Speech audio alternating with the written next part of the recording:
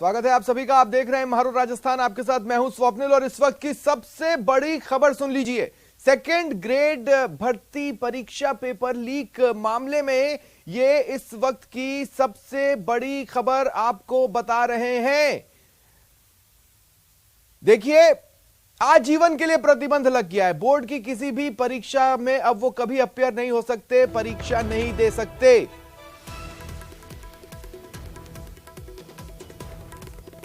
सभी आरोपियों पर आजीवन प्रतिबंध लगाया गया है। पेपर लीक मामले से जुड़ी यह बड़ी खबर आपको बता रहे हैं। सेकंड ग्रेड अध्यापक भर्ती पेपर लीक मामले में यह इस वक्त की सबसे बड़ी खबर। राजस्थान कर्मचारी चयन बोर्ड ने बड़ा फैसला लिया है। देखिए, जो 46 आरोपी पकड़े गए, जो शामिल रहे पेपर लीक में, उन सभी पर आजीवन प्रतिबंध लगाया गया है। यानी अपनी सारी जिंदगी वो परीक्षा नहीं दे सकते। राजस्थान कर्मचारी चयन बोर्ड की किसी भी भर्ती परीक्षा में वो अपियर नहीं हो सकते, भाग नहीं ले सकते, परीक्षा नहीं दे सकते। यानी बोर्ड से जुड़ी किसी भी सरकारी नौकरी की अगर गुंजाइश है तो वो इनके लिए नहीं है। उस पर अब बैन लग चुका है। उदयपुर में बस में पेपर लीक करते आरोपी पकड़े गए थे, कुछ और भी पकड़े गए थे, जिन्हें आजीवन के लिए प्रतिबंधित कर दिया गया है। ज्यादा जानकारी के लिए बात करेंगे सहयोगी लवली वधवा से। लवली, गलती की है तो भुगतो। हाँ, बिल्कुल आपने सही कहा स्वप्निल। और इनकी गलती की सजा जो है इससे कई गुना और ज्यादा बढ़कर के होनी चाहिए। उस मामले में कोर्ट फैसला करेगा। लेकिन फिलहाल एक बहुत बड़ी खबर है कि पहली बार इस तरह का फैसला, आजीवन प्रतिबंध, साल 2 साल 5 साल का प्रतिबंध तो आपने देखा आमतौर पर राजस्थान के भर्ती आयोगों ने इस तरह के फैसले लिए हैं नकल के मामले में। लेकिन पहली बार भविष्य के साथ खिलवाड़ करने वाले इन हत्यारों के साथ में ये जो है आजीवन प्रतिबंध का आदेश जो है राजस्थान कर्मचारी चयन बोर्ड ने लगाया है। इन पर जिंदगी भर ये लोग किसी भी भर्ती परीक्षा के अंदर जो है, जब तक ये जिएंगे, अपने नाम के साथ में इन्हें मलाल रहेगा, तब तक ये किसी भी भर्ती परीक्षा के अंदर जो है ना उसका आवेदन भर पाएंगे, ना उसमें सम्मिलित हो पाएंगे और किसी भी प्रकार की भर्ती परीक्षा में ये शामिल नहीं हो पाएंगे। ये बहुत बड़ा फैसला जो है मुख्यमंत्री अशोक गहलोत के निर्देशों के बाद में जो कमेटी गठित की गई थी उसकी रिपोर्ट के बाद में राजस्थान कर्मचारी चयन बोर्ड ने यह फैसला लिया है। आरपीएससी पूर्व में डिबार का फैसला ले चुका है। अब ऐसे में इनके पास कोई चारा नहीं है।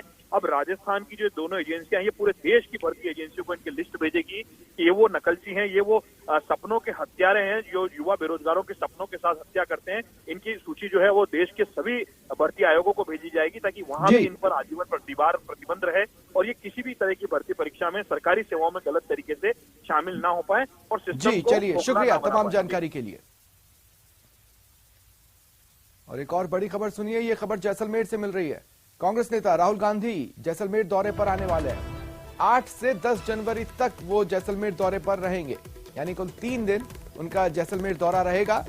दौरे के पहले दिन वो पोखरण विधानसभा जाएंगे, ये कार्यक्रम मिल रहा है। वहीं 9 और 10 जनवरी को वो जैसलमेर में रहेंगे। दौरे को लेकर हालांकि विस्तृत कार्यक्रम जारी नहीं हुआ है। साथ ही प्रशासनिक स्तर पर इसे लेकर तैयारियां तेज हैं। सुरक्षा व्यवस्थाओं के लिए सभी टीमों को अलर्ट कर दिया गया है। पुलिस महकमा अलर्ट पर आ चुका है। राज्य विशेष शाखा राजस्थान द्वारा कार्यक्रम जारी किया गया है। बताया जा रहा है कि 7 जनवरी को राहुल गांधी जोधपुर में रहेंगे और 8 जनवरी को जोधपुर से जैसलमेर आने का उनका कार्यक्रम है। हाल ही में राजस्थान से राहुल गांधी की भारत जोड़ो यात्रा निकली थी और काफी अच्छा रिस्पांस मिला था। और इस बीच अब खबर मिल रही है कि वो दोबारा राजस्थान आने वाले हैं, उस इलाके में जहां जो भारत जोड़ो यात्रा की रूट में नहीं था, यानी जैसलमेर वो आ रहा है। ज्यादा जानकारी के लिए बात करेंगे सहयोगी श्रीकांत व्यास से। श्रीकांत, निजी दौरा या कांग्रेस से जुड़े किसी कार्यक्रम के तहत, किसी प्लानिंग के तहत आ रहा है, क्या जानकारी क्या मिल रही है? अब तक इतना तो क्लियर नहीं हो पाया है, लेकिन राज्य विशेष शाखा राजस्थान जयपुर द्वारा जो है एक आदेश निकाला गया, एक निर्देश निकल गया जिसमें उनकी सुरक्षा को लेकर बात की गई है। जगदीश चंद्र शर्मा जो उप निरीक्षक पुलिस है राजस्थान के, उनके ये आदेश निकले हैं जिनमें सिक्योरिटी को लेकर बात कही गई है। 7 तारीख को जोधपुर में उनकी सिक्योरिटी के लिए बंदोबस्त किए जाने को बोला गया है। 8 तारीख को जैसलमेर की पोखरण विधानसभा के लिए और 9 और 10 को वो जैसलमेर जिले की जैसलमेर विधानसभा में रहने वाले हैं। इसको लेकर जो उनकी सिक्योरिटी के लिए जो कुछ इंतजाम होने हैं उसको लेकर यहाँ पर जो है वो पुलिस को, सीआईडी बीआई को भी जो है वो आदेश जिसमें पारित किए गए हैं, जिसमें राहुल गांधी की जैसलमेर यात्रा और राजस्थान के दौरे के बारे में बात की गई। लेकिन अब तक जो कार्यक्रम भारत जोड़ो यात्रा को लेकर था, उसमें इस तरह का कोई शेड्यूल नहीं था। तमाम जानकारी के लिए। और एक और बड़ी खबर सुन लीजिए, फ्लाइटों के रूट डाइवर्ट हो रहे हैं, फ्लाइट्स लगातार डाइवर्ट हो रही हैं। 14 दिसंबर से 5 जनवरी तक कुल 22 विमान अब तक डाइवर्ट हुए। डोमेस्टिक और इंटरनेशनल जो फ्लाइट्स रही हैं वो इस डाइवर्जन से गुजरी हैं। 14 दिल्ली जाने वाले विमान जयपुर डाइवर्ट हुए, 6 चंडीगढ़ जाने वाले विमान जयपुर डाइवर्ट हुए और 1 लखनऊ का विमान भी जयपुर डाइवर्ट किया गया। जॉर्जिया से अमृतसर की फ्लाइट भी जयपुर डाइवर्ट हुई थी। जयपुर एयरपोर्ट पर 18 विमानों की पार्किंग की व्यवस्था है। जयपुर एयरपोर्ट पर एक ही रनवे के कारण परेशानी बढ़ी है। जयपुर एयरपोर्ट पर आरवीआर सिस्टम के चलते 50 मीटर पर लैंडिंग होती है। चलिए बढ़ते हैं आगे। भ्रष्टाचार के खिलाफ कड़े एक्शन लेने वाली एसीबी के नए डीजी के आदेश के बाद प्रदेश की सियासत गर्म है। विपक्ष के साथ ही कांग्रेस के नेता भी सवाल उठा रहे हैं। हंगामा बढ़ने के बाद सीएम ने फिर से विचार करने का भरोसा दिया है।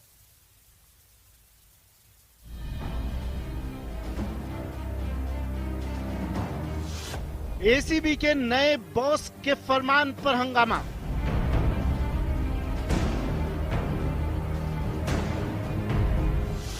चुनावी साल में भ्रष्टाचार पर आर पार। इस तरीके के तुगलकी फरमान से तो लगता है कि जो भ्रष्टाचारी, जो अपराधी बेनकाब होना चाहिए, कांग्रेस उनको बापर्दा करना चाहती है। विपक्ष के सवाल, सीएम का भरोसा। जो डीजी ने फैसला किया वो उसको आधा बना के उसने खाली सर्कुलर जारी किया है। इसका मतलब ये नहीं कि हमारा कोई अभियान खत्म हो जाएगा, हमारा अभियान और अधिक मजबूत होगा। भ्रष्ट अधिकारियों कर्मचारियों को ट्रैप कर सुर्खियों में रही एसीबी को नए साल में नए बॉस मिले। नाम है हेमंत प्रियदर्शी। लेकिन काम संभालने के साथ डीजी साहब के एक फरमान ने आम आदमी की उम्मीदों को झटका दिया तो सियासी हलकों में भी जबरदस्त प्रतिक्रिया हुई। फैसला भले ही एक अधिकारी का था, लेकिन निशाने पर आ गई राजस्थान सरकार और विपक्ष ने भ्रष्ट अधिकारियों को बचाने का आरोप लगाते हुए सरकार पर हमला बोल दिया। आप अपराधी की पहचान नहीं छुपानी चाहिए, इसलिए नहीं, जब तक अभियोजन, कानून यह कहता है कि अगर पुलिस किसी जांच में लगती है, इन्वेस्टिगेशन में लगती है, उस समय अगर उसको लगता है कि हम किसी विषय को अभी कहीं प्रदर्शित नहीं बने, उसकी खुलासा नहीं हम करें, उसको हम अभी भेद में रखें, तो वह एक जांच का पार्ट होता है। ऐसे केस में भी अगर अभियुक्त का नाम और फोटो ना आएगा तो समाज में उसके प्रति कैसे घृणा पैदा होगी। मैं सोचता हूँ कोर्ट कब सजा देती है और कब वो जेल जाता है कोई देखने नहीं जाता है। लेकिन इस प्रकार की घटना जब घटती है और अखबार के माध्यम से जनता को जागृति मिलती है तो सबसे ज्यादा सजा तो उस काम से ही उस अपराधी को मिल जाती है। न सिर्फ विपक्ष बल्कि अपनों ने भी एसीबी डीजी के इस फैसले पर आपत्ति जताई। कैबिनेट मंत्री खाचरियावास ने भी इस पर विरोध जताया। सरकार इस तरह के ऑर्डर के साथ नहीं है। ये ऑर्डर निकाला गया है, ये ऑर्डर बिल्कुल गलत है, क्योंकि आप खुद इस बात को जानते हैं, इस देश में इनकम टैक्स की और जीएसटी की कार्रवाई होती है। बड़े बड़े व्यापारी जो टैक्स देते हैं उनकी फोटो, उनके नाम चला के हाईलाइट किए जाते हैं। बड़ी बड़ी एजेंसियां कार्रवाई करती है, बड़े बड़े नेताओं के यहाँ पर, बड़े बड़े बिजनेसमैन के यहाँ पर जो हजारों करोड़ रुपए अपना टैक्स देते हैं, उनके नाम छापे जाते हैं। बढ़ते हंगामे के बाद सीएम ने इस पर अपनी प्रतिक्रिया दी। एक तो रास्ता वो राज्य है जहाँ हिंदुस्तान में सबसे ज्यादा एंटी करप्शन के छापे पड़ रहे हैं हमारे शासन के अंदर। जितने एसीबी ने छापे रास्ते में डाले हैं, या कलेक्टर को जेल में डाल दिया, एसपी को अरेस्ट कर लिया, ऐसा कभी हुआ है क्या? जो रास्ते में हो रहा है उसकी तारीफ होनी चाहिए, उनकी तारीफ होनी चाहिए। भ्रष्टाचार के खिलाफ राजस्थान सरकार की मुहिम को सराहा। आगे भी मुहिम जारी रखने का दावा किया और डीजी साहब के आदेश पर अपना बयान दिया। सुप्रीम कोर्ट के 3 जजों का फैसला है, 2 का नहीं, 3 का है, कि जब तक कोई मुलजिम जो है उसको मतलब सिद्ध नहीं कर दो आप कोर्ट के अंदर, तब तक उसको, कई लोग अगर कोई मान लो पकड़ा गया, वो सच्चाई नहीं मान लीजिए, गलत पकड़ लिया, वो बदनाम क्यों हो? ये कहना गलत नहीं है कि बगैर दोष सिद्ध हुए किसी की प्रतिष्ठा का सम्मान जरूरी है, लेकिन एसीबी के डीजी साहब के फरमान के मुताबिक जब तक आरोपी पर अपराध सिद्ध नहीं हो जाता तब तक उसकी फोटो और नाम मीडिया में या किसी अन्य व्यक्ति को नहीं दिया जाएगा। साथ ही जिस भी आरोपी को पकड़ा जाएगा उसकी सुरक्षा और मानवाधिकार की जिम्मेदारी ट्रैप करने वाले अधिकारी की रहेगी। ऐसे में सवाल उठे कि सारी जिम्मेदारी उठाकर क्या एसीबी अधिकारी कार्रवाई करना चाहेगा और क्या इसके बाद जनता का भरोसा एसीबी में रहेगा।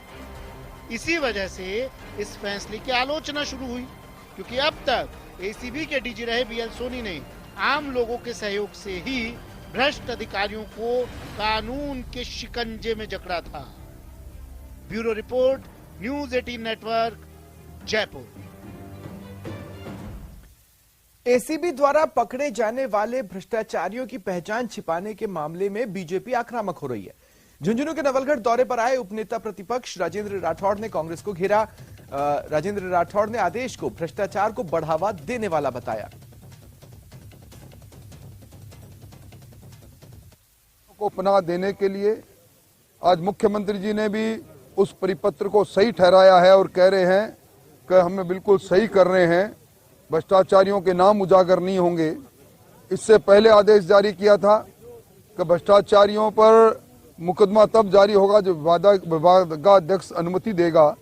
ये एक तरह से खुले रूप से उन लोगों को पनाह है जिन्होंने भ्रष्टाचार का तांडव कर रखा है। एक और अभियोजन स्वीकृति सरकार रोक रही है, दूसरी तरफ इस प्रकार का कृत्य करके एक तरह से भ्रष्टाचार की भट्टी में और सहयोग देने का काम ये सरकार कर रही है। इधर सीएम गहलोत ने बीजेपी पर जमकर प्रहार किए। कहा बीजेपी में सीएम के 6 उम्मीदवार हैं। वहीं सीएम ने बीजेपी के कल्चर पर निशाना साधते हुए कहा कि बीजेपी अश्लील डांस करवाकर भीड़ इकट्ठा कर रही है।